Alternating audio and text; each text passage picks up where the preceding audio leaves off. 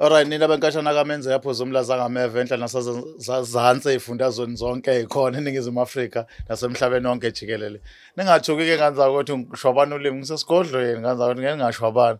Inkinga ayithe bhe. Themba ukuthi abantu ba right emakhaya baphilile yonke into ihamba kahle. Igama lami ke mina niyangazi ngoKing Isichaka ngwakaluqa isibongo la eBlack Live TV igama lohlelo impande ezama Africa. Nawe ungasondela subscribe ulike ube ngxenye yomndeni omkhulukazi okhulu usuku nosuku wala kwi-Black Life TV. Sanibonani, siyabingelela. Sibingelela udokotela wethu esinaye namhlanje. Dokotela, siyabingelela. Sibingelele umsakazo we-Black Life TV. Ukukhumbuza abantu nje ekhaya ukuthi ubani udokotela ngoba awunayo insuku engaka ukhona la. Udokotela khehla lami ugasa lo mkhulu gasa. Yeah. Osebenzele entabeni zasemlazo usuke entabeni zasayifilesa. Okay. Ngokusebenza usesemlazo.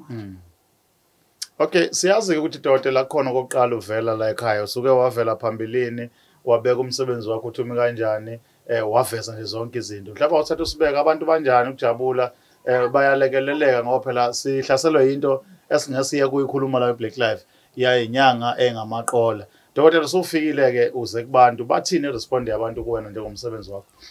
Khehla lami abantu bayabonga bajabulile kakhulu umsakazi. Yeah.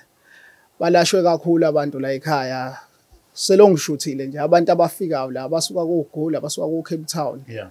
Bafika betheleka bafike basizakale baphume bephilile. Kodwa umsakazi into ehlukile ke engifike ngayithola kubantu. Okay.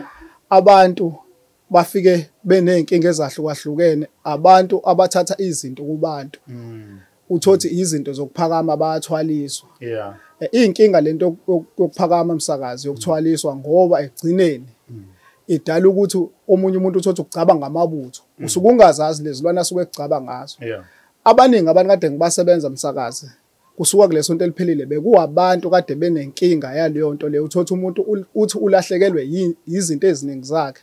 Ulahlekelwe naloko kade senakho ke sekuzamile uthothi sekuvaleke yonke into usegaxela usengena ezikweletini. Lo muntu lo bekuphoqa ukuthi ngihambe ngomthathe ngimgeze ngibuse emfuleni ngimhlambulule ngeke umshayisa ukhamba lokuvula inhlanhla yakhe ngimcelela inhlanhla emfuleni anikele ngamashumi o4 ngoba ngisuke sengibuyisa nanezidalwa zakhe lamashumi o4 usukunikelela kini uzonikelela ekhaboma wakho unikelela ekhabo likababa wakho uzonikelela ekhabo likama wakho yabo silanda lezidalwa lezi ukuthi zisondele nalezi ezinenkani ziyasondela zizokhuluma mase kuba khona induku ke manje sikuphakamisa ngayo oyakogeza ngayo esidulwini ukuthi akuvulekeke konke kwakho ke manje. Yabo abantu kade befika umsakazi bebejabule kakhulu umsakazi bebejabule kakhulu. Siyabonga dokotela, sathemba ukuthi nawe emakhaya niyabukela niyathola ukuthi udokotela uMandla ngakuphi ikupha kwenzile. Siyathokozela nama comment enu anawo lapho eniwavulayo nikhulume nibalule ukuthi nicabangani ngabo dokotela bethu sinilethela bona. Asike nodabeni ke dokotela namhlanje njengoba usibizile kuvele nezikhalo zokuthi ukhulumile kodwa ke abakwazi bonke abantu ngawo wasuthi cha awuveze ukuthi iziphi ezinye izinto onazo la ekhaya kwaGasa othi abantu ufuna bazazi kwi-Black Life TV. Thokoza msakazi. Msakazi izinto ezikhona la abantu bebengihlupha ngazo bengibuza ukuthi hawu mkhulu uyabaphakamisa yini abantu? Yabo uyakwazi ukuphakamisa abantu. Bathi asikaze sikuze ukhuluma ngazo lezi zinto. Ngibe sengiyabachazela ke ngibotha abantu abaningi bangifonelela indaba leyo nto nento zokudonsa. Yabo. Ngase ngithi msakaza ngeke nginibise ukuthi nikwazi ukuthi nizokhuluma ngalo lo daba selidikide. Yabo. Abantu bayaphakanyiswa omkhulu la ekhaya. Yabo bayaphakanyiswa indlela zokuphakama zahlukene. Mengabe uyisangoma msakazi kunenduku yokudonsa uthothi umsebenzi uvalekile. Ukhuluma kuyona ugeze ngawo mase uqeda uyichitha ngasegeyithini. Yeah. Kuzoba khona induku esibili ekuyiyona futhi kusuke kusayokudonsa. Uthatha ilokhuzana umhlwehlwe emsamo. Noma ngabe bekuhlabe bani kodwa kuwasekhaya. Yabo. Lo mhlwehlwe mawuthatha uthatha ushise nempepho mase uqeda uyawuthatha uhlanganisa nalamakhuba lesuke sikunike wona. Yabo. Ube solokhuza ngawo usugeza ngawo nawo mase sikunika induku yokugcaba eshisiwe esuke ifakwe imali phakathi ashiselwe imali. Yabo.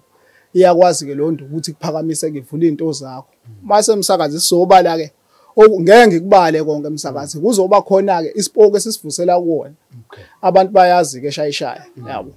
Silanda ugebhezi khona ngoba amakhambi ngawafaka msakazi abemaningi amakhambi kodwa ukhiye walento umsakazi ugebhezi lale ndoda lesiyifakayo le nehlo la ihlonali umsakazi la Okay. sikusikela nje into encane sithi chweshe kuyona mase sifaka ugebhezi siliqhule phakathi silixube nalamakhambi ngoba kusuke kumele umsakazi lento le sikucabe ngayo lo gebhezi kuze ukwazi ukuthi yonke into ecabangayo yabo sicaba ngayo la ekhanda okhakhayini sikucabe ngayo la ovalweni ukuthi yonke into ecabangayo ikwazi ukukhonektana nalento lithi lishona umsakazi ilanga secaca uyezwa nawe istim into ingene egazini ukuthi hayi lento le umsakazi ngoba nakhona amasuke sokusebenza ngezinye induku so kuphoqa ukuthi kumele sihambe siye embumbulu emfuleni umfule engusebenzisa usembumbulu ngoba suke sifuna indawo ethule suke ithothi indawo ekhashelwa kuyona inkomo imfule emkhulu sikwazi ukuthi sikusebenze kahle umsakazi sikusebenze kahle ngalento mase uqeda uyazizwa nawe ukuthi uhamba ntambamamuzi ukuthi hayi ngedla. Okay mkhulu. Ukhuluma ngomhlwehlwe othathwa ekhaya noma ngabe kuthiwa bekuhlabe bani akunankinga. Lokho masukwenza uhlanganisana lempepho oyishoyo akuyona lento egcina seyenza umuntu idlozi lihlale kuyena yedwa likhohlwe abanye noma mhlambe ikhona enye indlela enza ngathi kube clean kuona wonke umuntu osekhaya. Msakazi uyabona manje solisekhaya msakazi idlozi lisuke linibhekile ngendlela ezahlukahlukene yabo.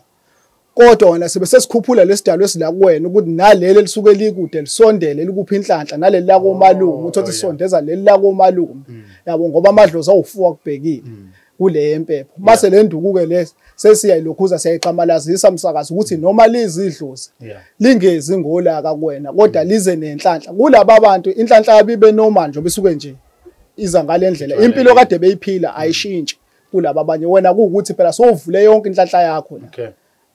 Kushuthi kuwena kuyakhuphuka kancane. Kuyakhuphuka msakazi kufana nokuthi usuke walanda lonke labheka wena njengoba kuyizibongo so4 nje uyalanda ukuthi libheke wena lonke idlozi.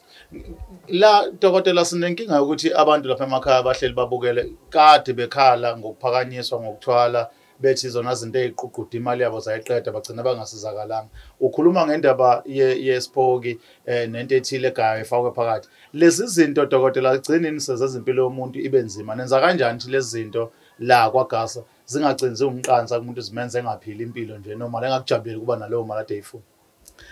Khehla lami into ekanjalo mkhulu lespoke lesimasisicaba sifese sisigaya ugebhezi laso mase siqeda ukugaya ugebhezi laso umsakazi mase siqede sayihlanganisa lento mase siyoyihlambulula ngamakhamba athize mase siyabuya sixuba namanye amakhambe mase ifaka kuwena umsakazi lo muthi lo sicaba ngawo so sesugcaba umsakazi sesazi ukuthi awuxabani nobudlozi kunamakhambe esuke siwafakile afana negobadlozi lapho senzela ukuthi noma idlozi liza ngamandla likwazi ukuthi wena lilima likubheka lithambe noma litshela ukuthi lento alihambisani nayo lilima lifika kwena lisho lingezi ngempi ngoba lisuke selizwa nangawe sokwazi ukuthi yabo alisezi ngezimpi kwena idlozi. Kuyezwakala dokotela mhlawumbe ke ngaphambi kokuthi siyivale le topic yethu ake siphinde sifundise abantu emakhaya ukuthi uma uzela kaGasa uzothola izinto zokuphakama noma zokukhuphula into nayo yini ofanele uyilindele yini okufanele ungayenzi nanokuthi hlobo luni labantu emaphakamisayo nephakamisa umuntu odayisa i-tax shop umuntu odayisa hlobo luni labantu emaphakamisayo la kaGasa.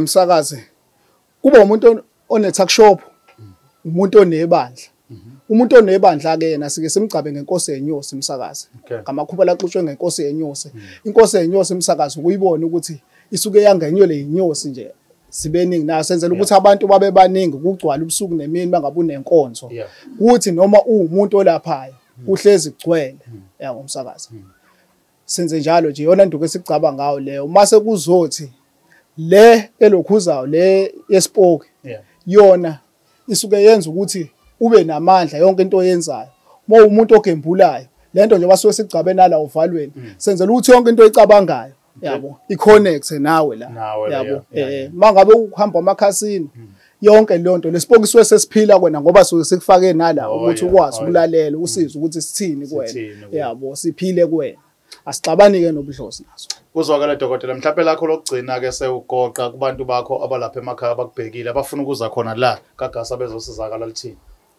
Msakazi ngathi abantu baningi bengifonela befuna izinto zokuphakama befuna izinto sebebuye endaweni eziningi ezahlukahlukene ngasho ukuthi zisekhona izinto eziphilayo la kaGasa umuthi siyawugasa ufundiswe nje amakhehla amadala msakazi ukugaya nje umuthi yabo sabe siyakwazi ukuthi ugxamalazise umuthi ukuthi ungabe sowuthi usebenzisa into yala kaGasa ibe seyabuya sojikelwa nayidlozi ujikelwe nawo umsamo kwabantu abaningi uthola banenzuzo amthakathi yabo umsakazi uthola bahamba nenzuzo bahamba namadlozi abanamandla kumele ukwazi ukuthi masilayini induku zala ekhaya sizifake ukuthi ukwazi ukuthi idlozi lakho yonke induku la ekhaya nje ifaka ukuthi idlozi likwazi ukuthi yonke into ohamba kuyona libe nawe ngaso sonke isikhathi uthola liyakwazi ukuthi ligqilazeke lingezi ngempi. Okay, ngoba la ekhaya sibe sifundise ngelilanga soke sibuye sizobuza zonke lezi zinto onzuza amthakathi yonke le nto sibheke ukuthi ichaza ukuthini iyapi umuntu mayisifikile noma sizwe ngayo ubona ngani kodwa hayi namhlanje sizoyibuza ngelilanga inamba yakho dokotela kubantu ekhaya Thokoza msakazi it's 081 45 78 132 siphinde 081 45 78 132 ya WhatsApp yafoneleka ya WhatsApp msakazi yafoneleka amen sibonga kakhulu dokotela sibonga msakazi babukele emakhaya sithemba ukuthi ke nifundile nakuthola nikudinga siphinde sihlangane ngokuzayo igama lami King Sichaka nisale kahle